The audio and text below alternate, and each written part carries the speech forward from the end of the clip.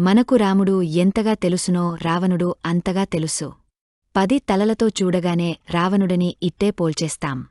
అతని రాక్షస గుణమే కాదు, అతని వీరభక్తి కూడా మనల్ని ఆశ్చర్యచకితుల్ని చేస్తుంది. రావణుని 10 తలల గురించి పలు కథలున్నాయి. విశ్వవో బ్రహ్మకు సుమాలి కూతురైన కైకసికి పుట్టిన తొలి కుమారుడే రావణుడు. రావణునికి కుంభకర్ణుడు, విభీషణుడు అనే సోదరులతో పాటు శూర్పణఖ అనే సోదరి కూడా ఉంది. రావణుడు పుట్టినప్పుడట రక్తం వర్షం కురిసిందట. గ్రద్దలు అరిచాయట. దేవతలు కూడా భయపడ్డారట. అప్పుడితనికి దశగ్రీవుడు అని పేరు పెట్టారట. ఒకరోజు యుగ కుబేరుడు పుష్పక విమానమెక్కి తిరుగుతూ ఉంటే కైకసి చూసి ఓర్వలేకపోతుంది.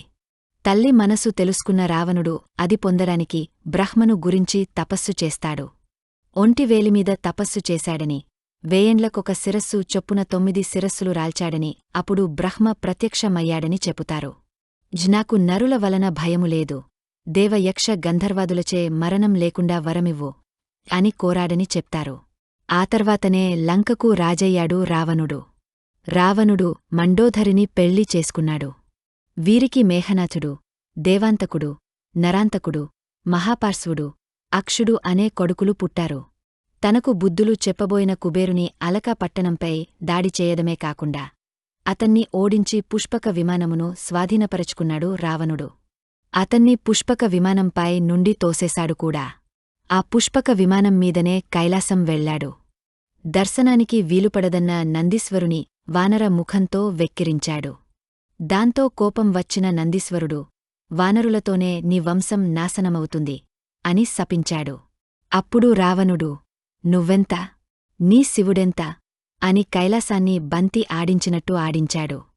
శివుడది గ్రహించి తన కాలిబటన వేలితో నొక్కాడు. దానికింద రావణుడి చేతులు పడి నలిగపోయాయి. ఆ బాధతో రావము చేశాడు కాబట్టే దశకంచుడికి రావణుడని పేరొచ్చింది. శూర్పణఖ ప్రేరకంగానో కారకంగానో సీతను రావణుడు ఎత్తుకుపోవడం మీరెరిగిందే. అశోకవనంలో సీతను ఉంచి విడువకపోవడంతో రామరావణ యుద్ధం మొదలైంది. ఈ యుద్ధంలో విభీషణుడు రావణునికి నచ్చజెప్పాలని భంగపడి బహిష్కృతుడై రాముని శరణుకోరాడు. అయితే రావణుని ధాటికి లక్ష్మణుడు మూర్ఛపోయాడు. రామునికి కూడా రావణుని ఎదుర్కోవడం కష్టమైపోయింది. విభీషణుని ఉపాయం మేరకు రావణుని నాభి దగ్గరున్న అమృత కలశాన్ని పగలగొట్టడంతో రావణుడు ప్రాణాలు వదిలాడు. రావణుని జన్మ శాపగ్రస్త కారణంగా జరిగిందని హిరణ్యకశపుని వధించడంలో కపటముగా స్తంభం నుండి 20 గోళ్లతో నన్ను చంపితివి, ఇదా పౌరుషం అని ఆక్షేపణ చేయడం, దాంతో నీకు ముందు జన్మలో 20 బాహువులు 10 శిరస్సులను ఇచ్చి నేను సామాన్యుడినే సంహరిస్తాను అన్నట్టుగానే జరిగిన విష్ణుమాయగా చెపుతారు. ఏమైనా రావణుని పాత్ర పట్టుదలకు, భక్తికి, చెడువల్ల కలిగే హానికి రూపమిచ్చి మలచినట్టుగా తోస్తుంది.